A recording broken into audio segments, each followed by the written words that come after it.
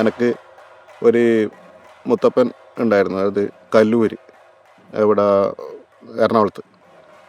അപ്പോൾ അച്ഛൻ പറഞ്ഞു എറണാകുളത്ത് മുത്തപ്പൻ നീ കെട്ടണം എന്ന് പറഞ്ഞു. ഞാൻ പറഞ്ഞു എനക്കാവില്ല, പുറത്തെല്ലാം പോയിട്ട് ചെയ്യാൻ വേണ്ടിയിട്ട് എനിക്ക് ആവില്ല പറഞ്ഞു.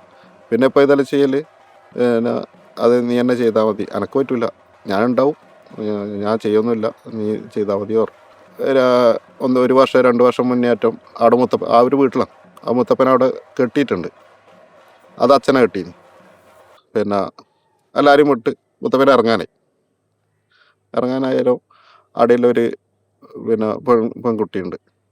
ആ പെൺകുട്ടീനെ മുത്തപ്പനെ ഇങ്ങോട്ട് അടുത്ത് വിളിച്ചിട്ട് നിന്റെ വീട്ടിൽ ആരോടും സമ്മതം ഇല്ലാണ്ടാവുന്ന നീ ഈ ഭവനത്തിലേക്ക് കയറി വന്നതിനല്ലേ എന്ന് പറഞ്ഞു.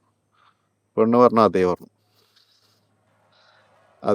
അപ്പോൾ മറ്റേ ആ പെണ്ണിൻ്റെ ഭർത്താവ് വന്നിട്ട് കാര്യം പറഞ്ഞു തരും.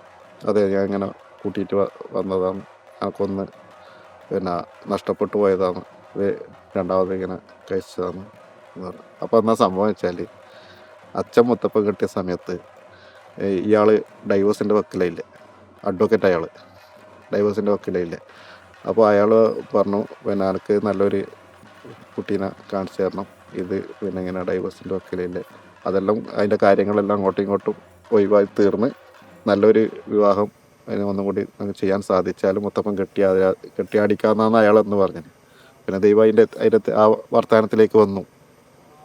ഓട്ടോമാറ്റിക്കായിട്ട് നമ്മൾക്ക് ഇത് ഓട്ടോമാറ്റിക്കലി വരുന്നതാണ് അങ്ങനെ ഒരു സംഭവം ഉണ്ടായി. അപ്പോൾ അതാന്ന് പറഞ്ഞത്, നമുക്ക് ആ സമയത്ത് തോന്നിക്കും ചില കാര്യങ്ങൾ, നമ്മൾ അത്രയും അതിൻ്റെ അകത്ത് പിന്നെ നമ്മൾ അലിഞ്ഞു ചേരണം.